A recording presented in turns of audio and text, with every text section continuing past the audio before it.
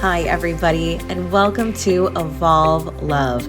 I am your host, Amanda, and I am so happy that you have found this podcast.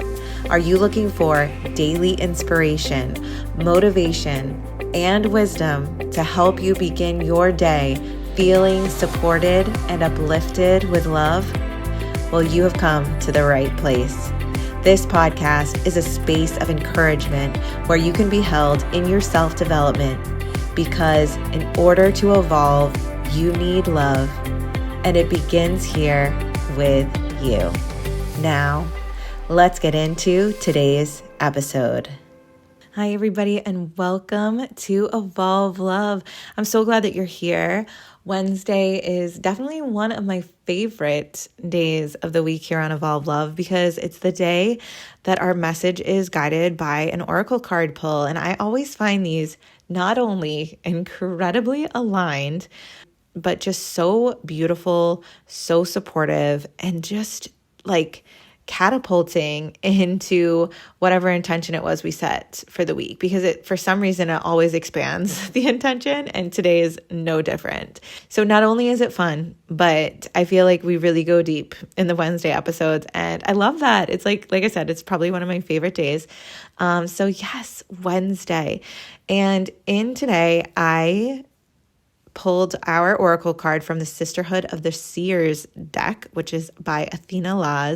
This is a beautiful deck. I absolutely love it. I've used it a couple different times for different things, but I really felt called to use this one because for me, Sisterhood of the Seers had like a past feeling to it. Like I had that, past history kind of feel. And that's exactly what we're doing in this week. So if you haven't had a chance to listen to Monday or Tuesday, in this week, the intention is that we are honoring the past, the near or the distant past. And this card that came up was a heavy one. I'm going to just start off with that. And at first I was like, ooh, really? Like this is it? But as I journaled on it more, I had the feeling that yes, this is exactly where this week is going. And with our Wednesday episodes, I do include some journal prompts at the end, and I also include those in the show notes because Mercury is a day of communication, of shared words, and one way that I really find that helpful is in journaling. But feel free too to just take the journaling prompts and make them be conversation for yourself with others. Maybe if you are sharing in this Evolve Love journey with somebody else too, checking in with them on how they are doing with this week and what feelings and thoughts are coming up for them. So let's get into the card. The card was number 33, which is one of my all-time connected numbers for myself. And the card was, this is an initiation. This is an initiation. And I'm going to put the picture of this card on my stories at _Evolve Love on Instagram so that you can see the image. It's a beautiful picture. And in the picture are tiger lilies. And I looked up the meaning of tiger lilies too, because I wanted to see if, how this connected with this whole concept of initiation. And tiger lilies represent confidence, prosperity, and radiant pride. So it's a really beautiful, positive message, but the card is deep, really, really deep. The initiation that this card is talking about is overcoming grief and loss. And this doesn't just mean people. This can mean you as well. So when we lose parts of ourselves, when we go through death and rebirth cycles within our own lives, because this happens so often in our life. Like we are not just the same person throughout the whole time of who we are. You had, just like we talked about on Monday, your inner child, your inner teen. Now you're in adulthood. If you are a mother, you have your maidenhood and your motherhood.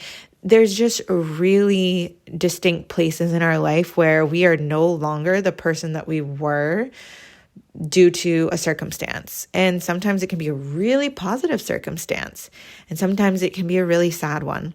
And so, like I said, this is a heavy card. So one of the feelings with this too is just be gentle with yourself, with where you are in this and with whatever comes up in this, and hold yourself in whatever grief it is that may come up with what arises.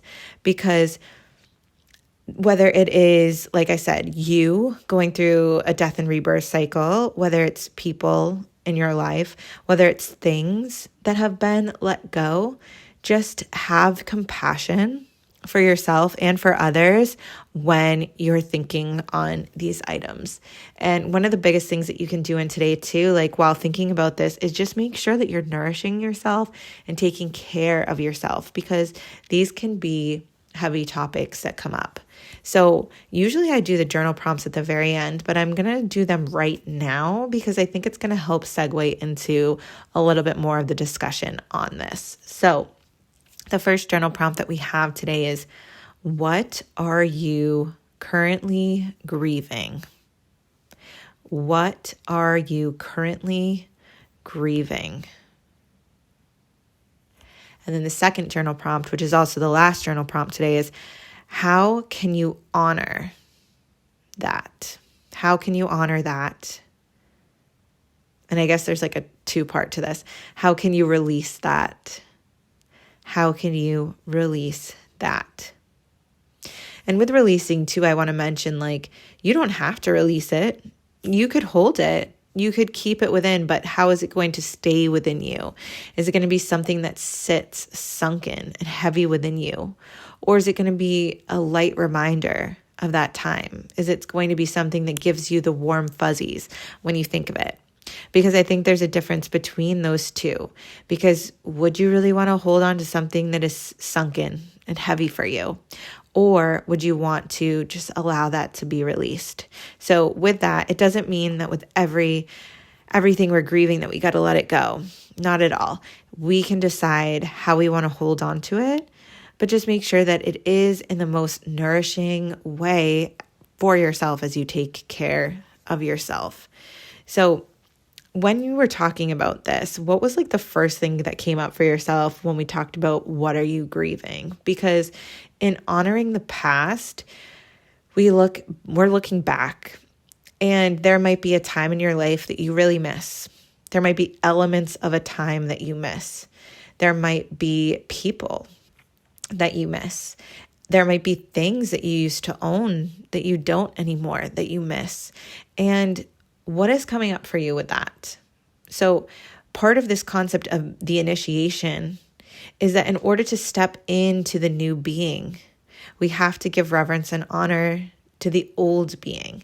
We have to see them both for what they are. We have to see where we were to know where we are going. And we have to acknowledge that. We don't have to sit with it long. No one's saying we have to sit with it long, but we have to see that it's there in order to move forward. We can't ignore it. We can't just be like, oh, whatever, okay, moving on.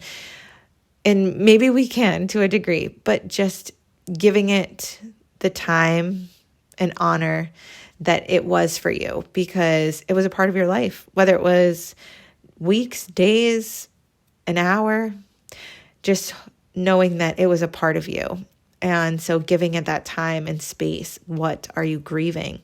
And how can you honor that? So this was like that whole concept too of like, with this initiation moving forward to this next step or this next you or this next whatever it is there a way that you can honor and hold the old you, the old history, the old ancestral lineages? Because even too, like when we talk about like ancestral connections, which is something that came up in Monday and Tuesday, it's like a lot of us too, we talk about being the cycle breaker. Like a lot of us in this generation are breaking cycles of destructive patterns and behaviors that maybe have been passed down from generation to generation to generation. And cycle breaker is a huge word. I want to even like put little quotes around it and call it a buzzword for like the self-development space.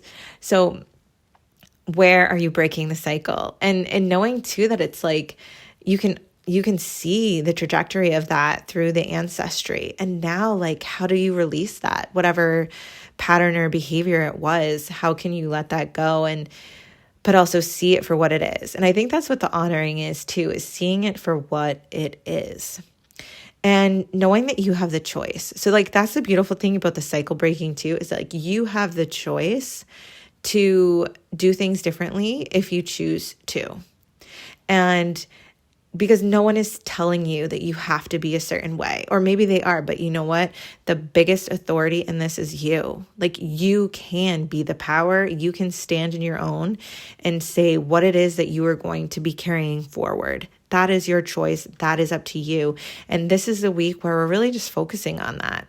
So looking back on the past, before we can even catapult ourselves into the future you, how can we take that time to grieve, to honor, to release anything and everything that is coming up for you in this week?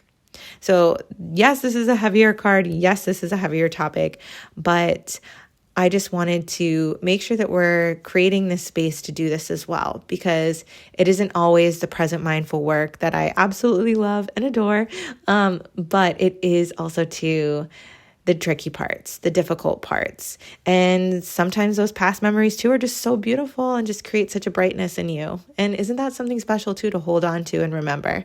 So I hope you all have a beautiful rest of your Wednesday. I'm so grateful to you for being here. I'm so grateful for your listens and shares of this podcast. And if you haven't already, I would love it if you would rate or review this because that helps us to get seen. And I also just want to make sure you're following Instagram account @_evolve_love, because I'll share the picture of the card there for you to check out. And so much more is coming and it's all going to be there. So I don't want you to miss out. But I'm so grateful to you, and I hope you have a beautiful rest of your day.